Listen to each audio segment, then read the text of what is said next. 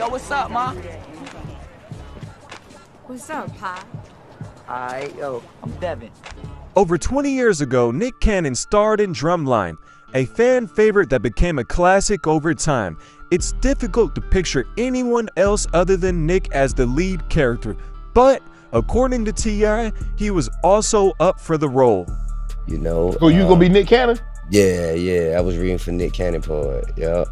So, you know, some nobody came and got there. T.I. sat down with Shannon Sharpe on Club Shay Shay and spoke about the development of his film career. My first film was ATL. I had the pleasure of acting in it because, you know, coming up amongst the ranks in Atlanta, it would bring me into the company of all of the legends in the city, and I could not meet all the legends without coming into contact with Dallas Austin. Okay.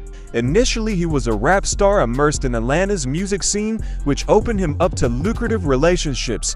This included connecting with legendary producer Dallas Austin. At that time, he was dabbing in the movies, and T.I. wanted in. And Dallas Austin was a huge producer, songwriter. I forgot about him. Yeah, man, just an incredible talent and an incredible mogul.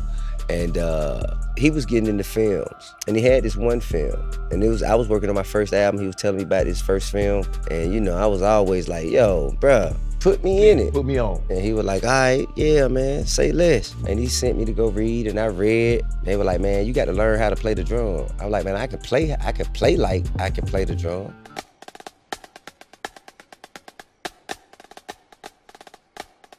He was like, nah, you gotta learn how to, I'm like, man, I don't wanna do that. I just didn't wanna commit myself to it at the time. It wasn't there, you know?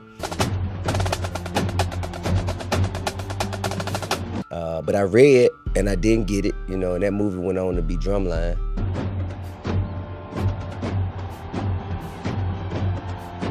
Wow. You know? So you gonna be Nick Cannon? Yeah, I was reading for Nick Cannon part, yeah. But look, though, that opened the door for me to do ATL. Yeah. After I didn't get the role for Drumline, I went back to Dallas and say, man, next time, bro, just give me the role. I ain't going to read or nothing. Just give me the role. He was like, cool, you know, and he just gave me the role for Rashad and ATL.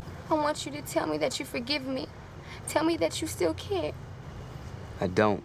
And a lot of time, Nick Cannon and I, you know, we be going back and forth, you know, and we get on each other. I be like, yeah, man, you took my role. And he said, yeah, but I'd have traded you for your role. You know? He owe you some money? Here you go. Oh, shit. You know what I'm saying? I said, you could have did my role. Right. You know? Yeah, Shawty could have told me something instead of having me walking around here looking stupid. And we just, you know, we have that kind of a rapport. Looking at it now, T.I. being in Drumline would have been hilarious.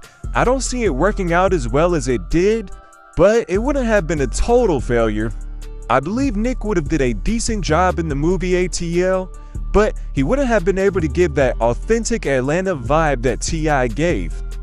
It's crazy to see the growth of these two guys from the early 2000s to now. They both are at the top of their game and will be leaving behind a legacy for years to come.